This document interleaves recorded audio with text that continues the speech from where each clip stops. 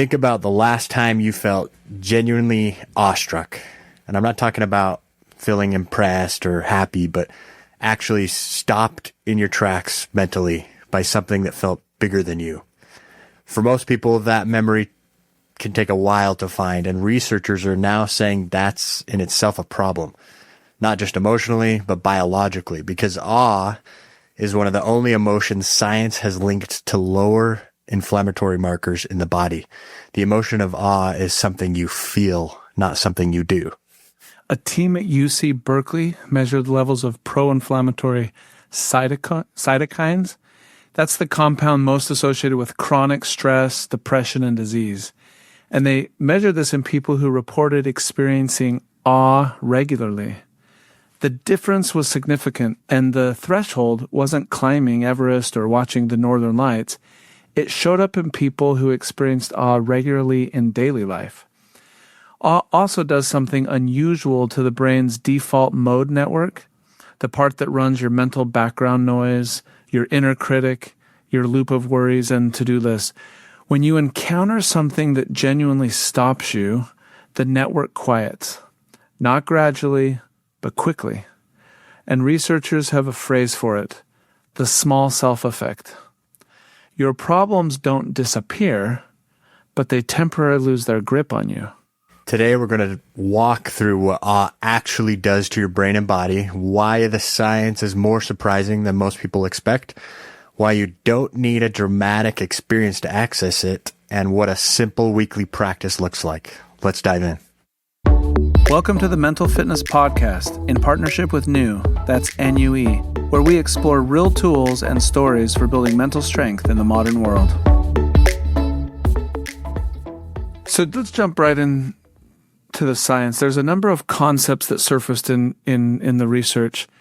The first one is awe and inflammation.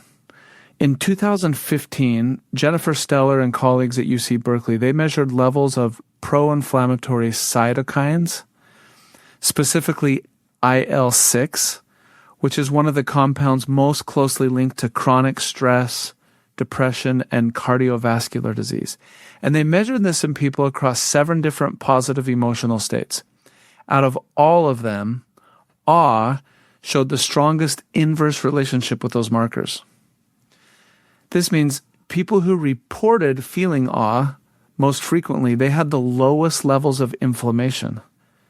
This wasn't a trivial effect either. The IL-6 elevation is associated with pretty much every major chronic health condition we're dealing with as a society. The fact that an emotional experience is associated with that shift is a finding that should get more attention than it does. So a useful way to think about it, chronic low-grade inflammation is your body's alarm system stuck in the on position. So going off when there's no fire, most things that turn it down take sustained effort, like exercise, improved diet, improved sleep. But what's surprising about the awe research is that an emotional experience, something you feel rather than something you do, can turn that alarm down so drastically. And the intervention bar, like what caused that feeling, it wasn't super high. It was just regular, recurring exposure. These were people experiencing awe regularly as part of their daily life. Yeah, that was some of the most eye-opening research for me preparing for this episode. The second concept in the research relates to the DMN, or the default mode network, which, as we know, we've talked about this on previous episodes, is the brain's resting state activity. When you're not focused on a specific task, the DMN turns on and starts doing what it does best: self-referential processing, replaying past conversations, rehearsing future ones, narrating your internal experience, evaluating yourself against others. But for most people, this network is overactive. It's what's running when you're trying to fall asleep and you can't. It's the inner critic. It's the loop that won't stop. And most mental health interventions, mindfulness, therapy, they work in part by quieting it or turning down the dial. So think of it like your computer with 20 browser tabs open. apps running in the background, things you forgot you started. The machine isn't broken. It's just overloaded. And the solution isn't fixing each tab one by one. It's a restart.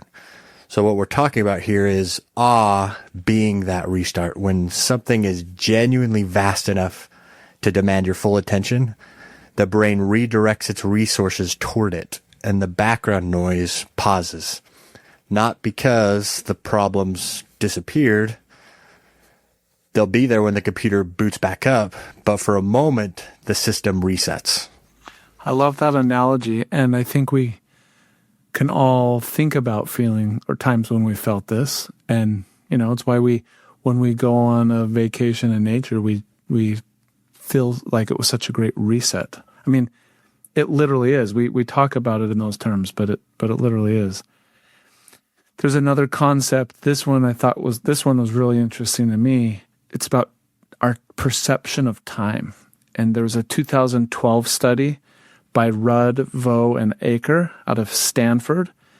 And it's one of the more surprising of all the awe findings. They induced awe in the participants of the study. They did this through nature videos, through writing exercises, and through different means.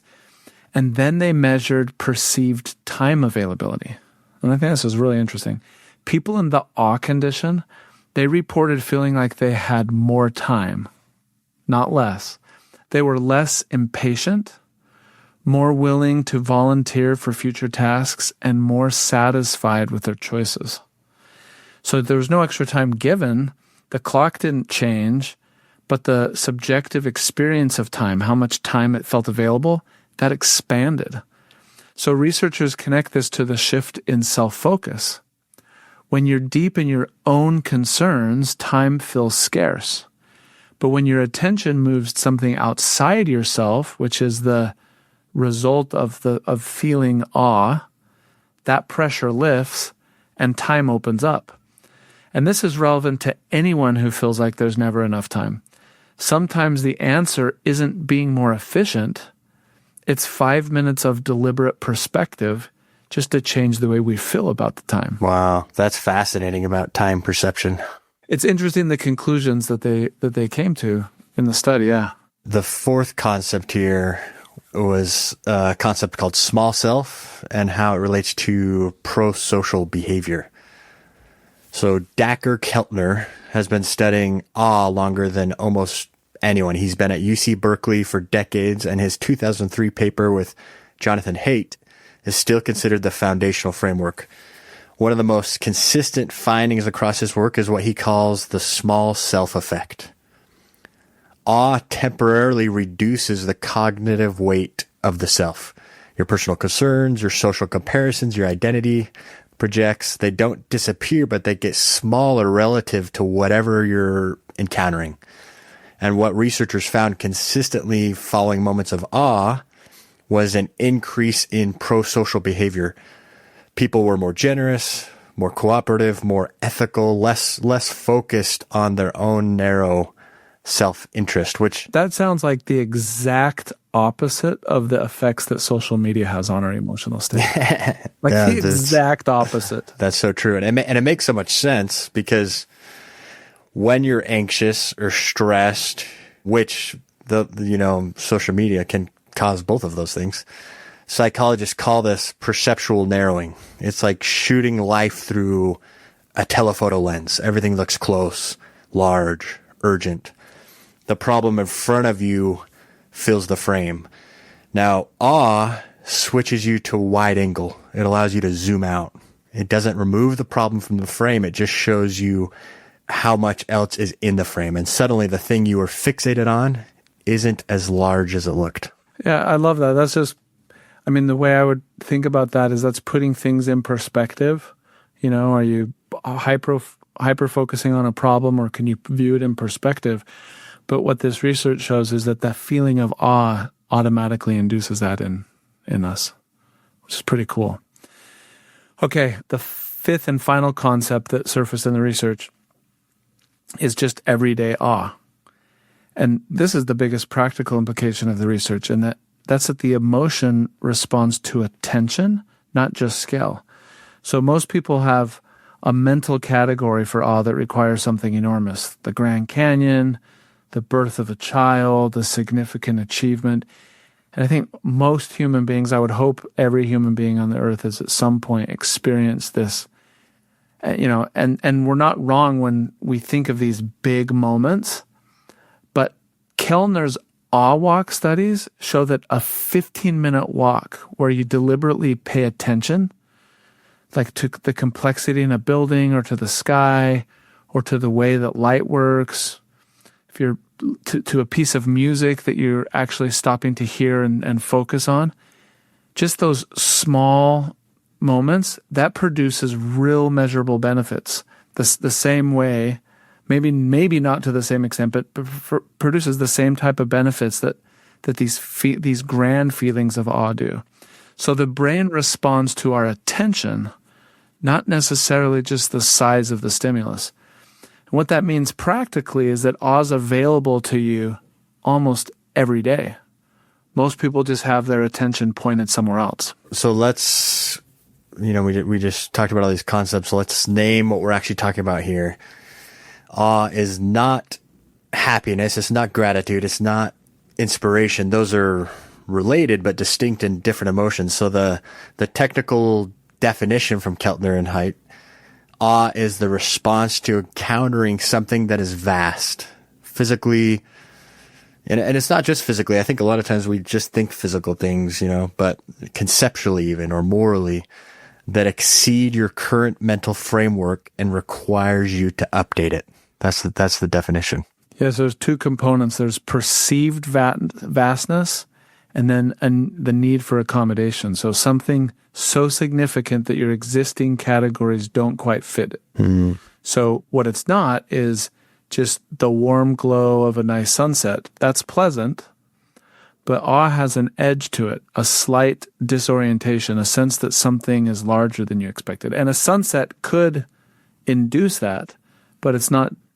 It depends how you internalize it. Right. It's also not exclusively tied to nature, which is, I think, when we started on this journey, you and I, Luke, researching this topic, how I was visualizing the concept of awe were these experiences I've had in nature. Those are common, but it's not just that. So seeing someone with great moral courage, for example, that stops people.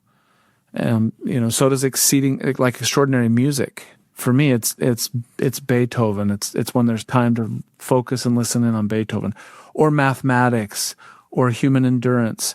So the common thread is scale, something big enough to exceed the frame that you brought. Yeah, the mathematics one might be a stretch for me, but no. Critically, it's not a personality trait. You don't have to be a spiritual person or have an emotional person to access awe. The physiological response is universal. Anyone can access this. What varies is the attention. This is really mental fitness language because awe is trainable. And that's what we really try to focus on here, is not things that are part of our genetics, but that are related to our behavior. So we can build a practice around this.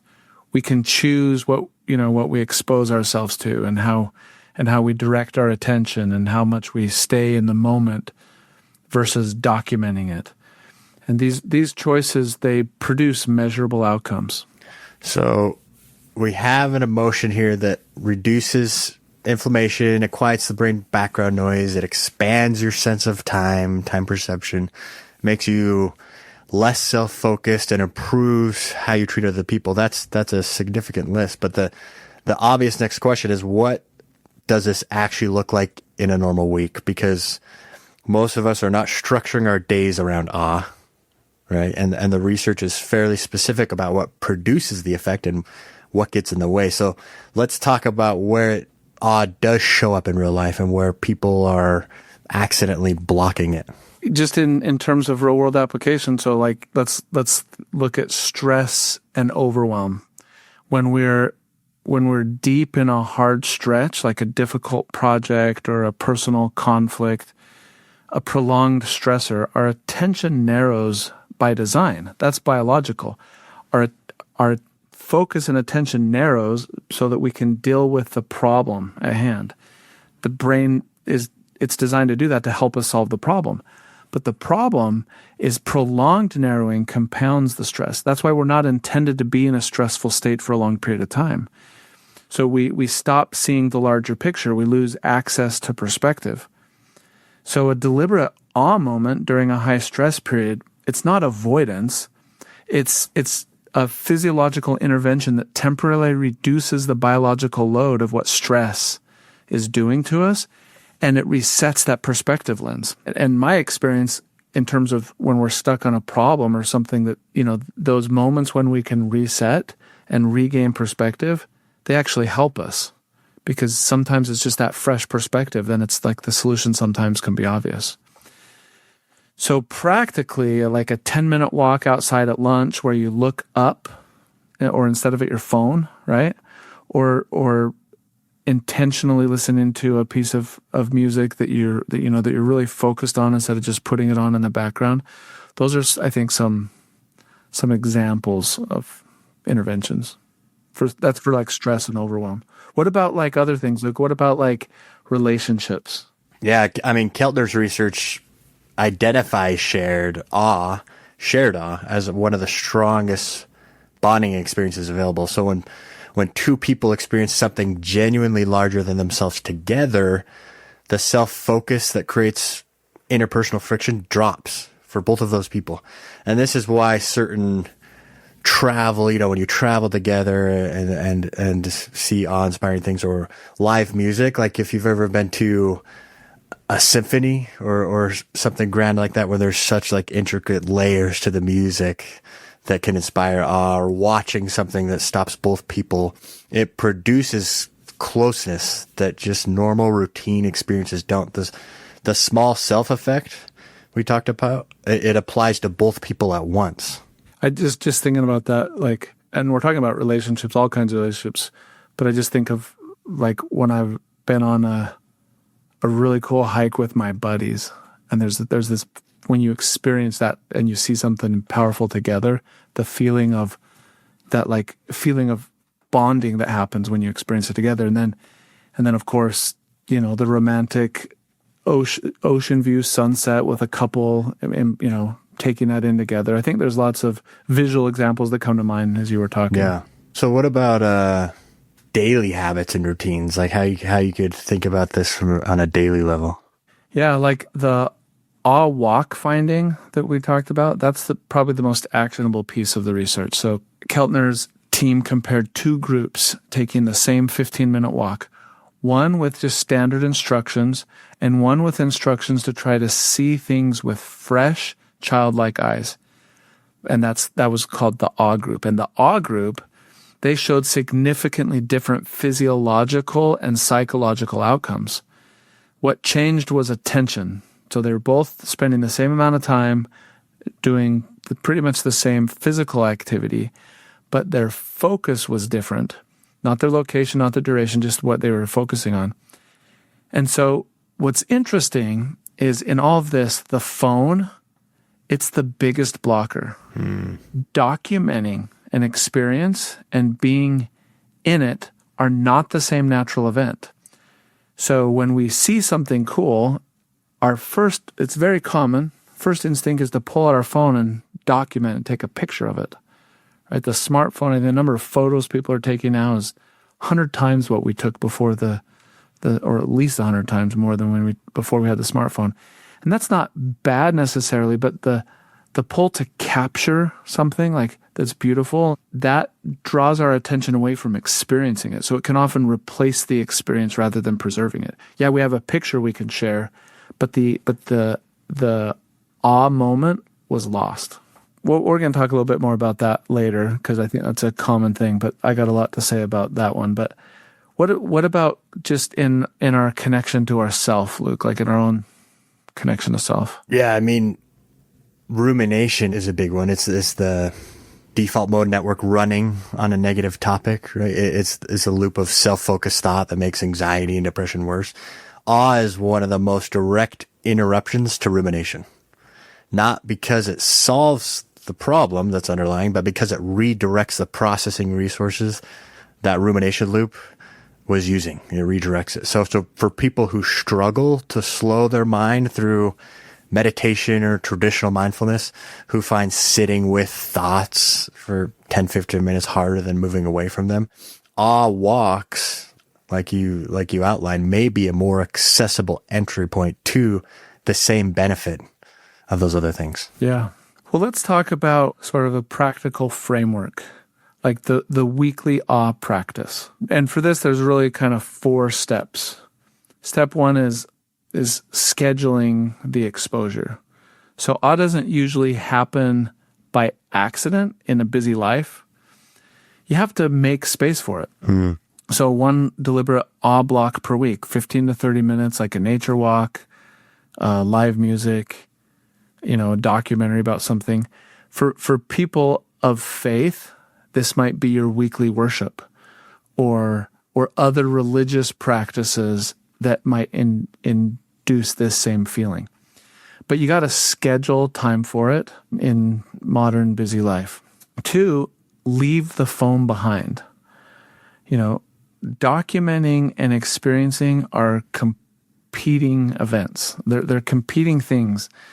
And this, for me, I'll talk about it more later, but for me, this was sort of the biggest, I'm guilty of this thing. But if you bring your phone to something like this, if you're just put it away for a while, experience something for at least the first 10 minutes. And if you want to capture the memory, that's fine, but do it after you've sort of taken time to experience it. So again, first one, scheduling time. Second is leaving your phone behind or keeping it put away. Then the third step in the framework is look with fresh eyes. So the Keltner instruction is try to see things as if for the first time. Just slow down, look at what you're passing, not looking past it. Just try to be curious about what it is and experience it for the first time. So a specific prompt is, what here is more complex or more beautiful than I normally notice? And that question can change what you see. And then the last step is name it afterward. So 1 sentence, what stopped you? Writing it can make it stick and build the pattern of noticing. It's like journaling about it or even just mentally reflecting on it. But, keeping a notes file, not necessarily a formal journal. It could be part of your formal journal, but it could just be just like a 1 sentence is enough, like the way the clouds broke open at 6 p.m. or something. Just a single phrase, but just that can help you name it. It's a great framework. So schedule the exposure, leave the phone behind, look with fresh eyes, name it afterward. And the goal is not a dramatic experience each week. The goal is building the habit of directed attention toward the things that already produce awe, which are everywhere, and giving yourself the conditions to actually receive them. So we've talked about some of these, but let's name more specifically some of the common pitfalls or things that get in the way of awe here. I think the easiest one to see is, like we've talked about a few times here, just not waiting for the grand thing, not waiting for the Grand Canyon, right? Like people who have a threshold for awe that's set too high, like what you imagine awe actually is. They're waiting for this once in a decade experience. So what to do instead is lower that threshold deliberately. And Keltner's work shows that in something as simple as the 15-minute walk in your own neighborhood. It produces the same measurable outcomes. So scale is not the requirement, attention is. So don't wait for the Grand Canyon moment. Yeah, that's a big idea. And to be clear, those Grand Canyon, we're talking metaphorically, those Grand Canyon moments and those, bucket list places in the world that you want to see or things you want to experience, those are great and those are awe-inspiring. But what we're talking about here is building the regular, repeated habit of inducing these feelings of awe. And like you said, waiting for those big things, it's just not practical in modern life to have those on a regular basis. The other pitfall, and I kind of already hinted at this, but this one is huge for me. It's documenting instead of experiencing. ironically, this is something I struggle with, but I'm not a social media guy. Like, I don't have social media accounts, or I'm never on social media, but I still try to capture a lot of things in pictures. And so the pull is to capture something beautiful that and where with just the click of a button on our phone, we can start recording or taking pictures of anything that we see. When we start to feel something amazing, it's almost become habit for us to reach in our pocket and pull out the phone to be like, oh, this is special, I want to start capturing. But what happens is the moment we start pulling out the phone, now our focus on this, whatever it is, if we're talking about a beautiful scene, and you think of the wide panoramic view that your eyes have, and then all of a sudden now you've just narrowed it down to like a 3-inch screen.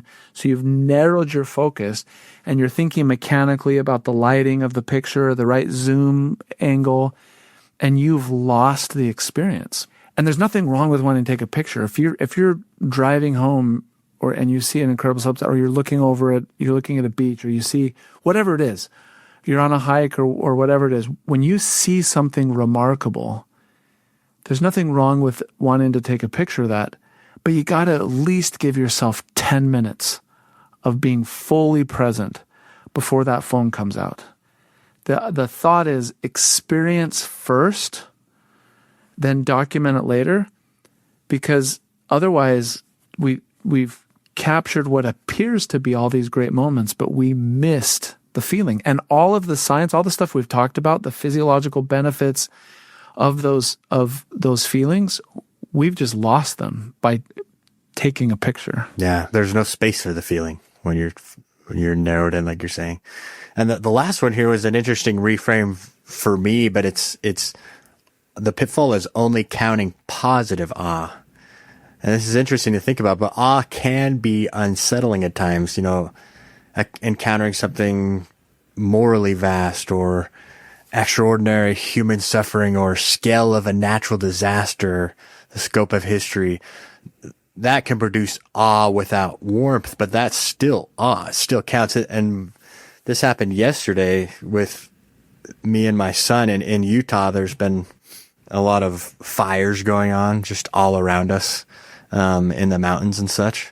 So yesterday there was just crazy smoke in the air, and then there was these dramatic winds and thunderstorms and lightning, and it's a little bit unsettling, but me and my kid just sat out there for like a half an hour watching the lightning and the thunderstorms and all the smoke and stuff. And it's not necessarily like a positive moment per se, but it definitely was awe-inspiring. So awe is defined by vastness, not pleasantness. Some of the most meaningfully awe experiences are uncomfortable and don't filter for the ones that feel good only. And that's an interesting reframe. That's a cool visual. I was just imagining you and your son sitting out there doing that. And when you were talking before you shared that example, when you were saying it can be something unsettling, I was just thinking of films that I've seen that have really moved me about some tragic event in history. And there's some of the powerful films around the Holocaust or even other, natural disasters at scale or Titanic or other things like that. Like you said, that's not necessarily positive, but the vastness of those things, if we want, they cause us to reflect. They have those same effects in terms of help, us feeling small and recognizing the vastness and size of the universe or of the world or of other things. Exactly. Everything we talk about on this show, the science, the frameworks, the habits, New is where you actually put it into practice. New is the mental fitness app built to help you reflect, notice patterns, and build real mental strength and capacity over time. It remembers what you're working on and meets you where you are. Not therapy, not toxic positivity, just a daily practice for your mental fitness. If you're watching this, scan the QR code on screen. If you're listening, head to talkwithnew.com. That's talkwithnue.com. What about for you personally, Luke? Like, what are some times when you've felt this feeling that maybe a long time ago or whatever, but it's still stick in your mind? Yeah, this was fun to think through in preparation for this episode. So when I was a kid, my dad had a name for this. He called them love notes from God. A sunset on the drive home, the way the clouds would break open, a bald eagle coming out of nowhere. He'd point it out every time and say, there's a love note. But he did it so consistently that it wired something into us. We grew up, looking around, treating ordinary stuff like it was worth stopping for. And whether or not you believe in a God or see these odd moments as a note from God, what my dad was actually teaching us as kids was something anybody can use regardless of religion or spiritual framing. He was teaching us to treat the world like it was leaving things out for us to find. Like the beauty was addressed to you, and your only job was to actually stop and pick it up and notice it. I love that framing, and just thinking I should do that kind of thing more, pointing it out. And I love the love notes from God sort of framing. Yeah, it definitely impacted me. And it was funny in preparing for this, he gave me an awe practice decades before I ever heard science had a word for it, right?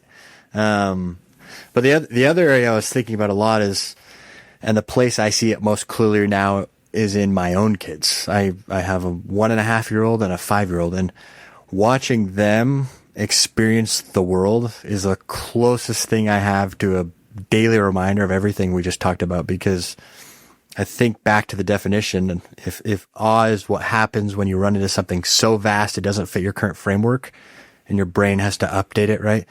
That need for accommodation piece, the frame stretching to hold something new, that's not occasional for a little kid. That's their whole day. Everything exceeds their frame because the frame is still getting built. Every little bug on the sidewalk, every fire truck, every time the moon shows up in the daytime sky, it's all genuinely new. All of it's updating their files in real time. They're living in this exact state the researchers are trying to teach the rest of us on purpose. And so that's what really gets me. That whole awe walk instruction is, trying to see it like it's the first time. My kids don't have to try. They are seeing it for the first time. So being around them and just being present resensitizes me. It drags my attention back down to the small stuff I'd stopped noticing, the stuff I'd learned to walk right past. So that's something that in the present, I talked about my dad in the past and how that's impacted me, but in the present, just watching my kids is such a beautiful thing. And that's something I've really tried to sit with. That's so cool. That just gets me thinking about a lot of things. I mean, first, you're an awesome dad. You're present. Like you said, just if you're babysitting, then you're not experiencing that. But if you're present and with them, then you're experiencing that. And you're right. Like as you were talking, it just brought back so many memories of my kids. My kids are not as in that age anymore. But I can just think of so many times, just like a walk around the block for a 5-year-old is such an incredible experience. And if you're present and you're listening to what they're saying and watching what they're saying, how can that not be awe-inspiring yourself? And then as they get older, the cool thing is when you start to go on like a bike ride with them, where as soon as they can start riding a bike or riding a bike in longer distances, then their whole world just expands, because now instead of being constrained to like 2 or 3 blocks, now it's like a mile or 2 or 3 or 4 or 5 miles around your house, and you start going around. And I've just, this last year, as I've started to go on bike rides with my now 12-year-old and then 11-year-old, as we start to explore our own neighborhood, just beyond what he's used to, walking home from school and such, it's been so cool to see him just experience just a half mile further than he'd ever really been before on foot. And all of a sudden he's like, wow, I didn't know this was like so close to our house. So that's just cool what you said. What about you, Dave? What personal experiences can you tie to awe? Well, I had thought about this before, and I have a couple things to share, but man, yours just really got me, because it just brought back a lot of memories of my boys when they were younger.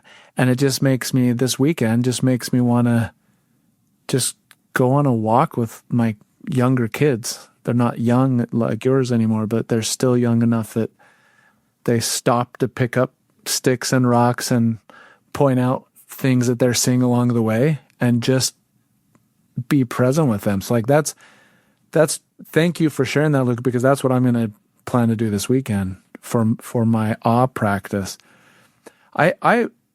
When we were preparing for this, and again, I don't want to, we talked about like one pitfall being expecting the Grand Canyon moment.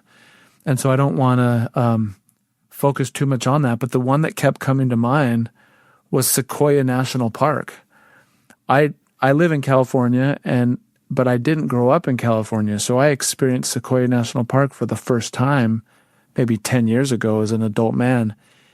And when I went there the first time, I just was so overwhelmed and blown away when I saw the largest tree in the world, General Sherman, and the vastness of that tree. I was shocked. And then learning that some of those trees are 2,000 years old, and some of the older ones, they can live to be over 3,000 years old. And when I just stopped to ponder that, and you think of historical figures in time, I was thinking when Jesus Christ was on the earth, these trees were already 1,000 years old, and all the wars and all of the natural disasters and all things that have happened, and these trees have just been here in the same place. And as I walked in among those trees, it felt like I was in a sacred place. It was this incredible feeling. Then years later, I think it was last year, I went to a different part of Sequoia, the south part, the Trail of 100 Giants. And even though the initial shock of seeing those trees for the first time was past, I just had that experience all over again, just walking in those forests among those trees. And it was just incredible. But then the other thing that comes to mind, that really the main thing, it's almost like a dagger, but the main thing from this whole episode was that pitfall number 2, documenting instead of experiencing. And this is definitely something I need to work on. I think what started I've recognized just this week as we've prepared, but what started as a good thing, I think has hurt me in terms of my ability to experience awe. And that is, I had a son 4 years ago who moved out of the house, went to live in another country for 2 years. I had another son do the same thing right around the time my first son was coming back. So for the last 4 years, I've had kids out of the house, and I just said, I'm going to do a photo journal and like a weekly letter and photo journal that I'm going to send to them. And so I take pictures of everything going on with the family, swim meets and sporting events and things that we're doing as a family and anything that I see. But what I've noticed that's happened over the last 4 years is anytime I see something cool or amazing, whether it's like an old-fashioned car riding down the road or a beautiful sunset or an event that I'm attending, the first thing I do is take out my phone and take a picture of it because I'm thinking, oh, this would be a great picture for my weekly letter. And that's not a bad thing, it's helping keep closeness between home and family members who are away by kind of documenting what we're doing. But what I recognized is how bad I've become at first experiencing the moment and then documenting later. Like I'm including pictures, but I don't have a lot of personal feelings to add to all of those pictures. I'd be like, look at this sunset. Look at this beach scene. Look at this. And I'm sending them stuff, but I didn't experience it first. So that's just like, dang, that's the thing that got me the most is that something that I need to do there. And then one last thought, and sorry, I don't mean to go so long, but this episode was a really fun one or meaningful one because it just brought up so many things. But for me, I'm a person of deep faith, and that's a big part of my daily life. And I try daily to connect with God in my own way, whether that's reading scripture or in prayer. And not every time is it induce these feelings of awe, but often it does, and often it can. When I'm mindful, when I'm not just going through the motions of a practice that I believe is good for me, but when I'm actually present and when it's really meaningful, there's been times when I am experiencing this on a very regular basis through those daily practices. And so those are kind of the things that stood out to me or from a personal standpoint. Big one is just what I need to improve is like Put the phone away, experience first, document later. Thanks for sharing that, because I'm for one, I imagine a lot of listeners, if not all, are, including myself, have or are struggling with the same thing. So remember to experience before you document. That's a great reminder. Well, let's kind of recap what we've talked about today. There's a few points. Like first one, or we can each just share a point that we kind of feel summarize. First one for me is that like awe is a clinically measurable emotion with measurable effects on inflammation. That was crazy. Like DMN activity, perceived time, pro-social behavior. This isn't just a metaphor, it's biology. Yeah, that was really cool. Mine was just the definition of awe, which matters. Awe is your response to something so vast it exceeds your current mental framework. Vastness is the requirement, not drama. That's a good one. Another thing is just the small effect is real and reliable. Awe shrinks the cognitive weight of personal concerns. Not permanently, it doesn't solve our problems, but it gives us it does it enough just to be able to reset perspective. And sometimes that's all we need to move forward. I like that one. Yeah.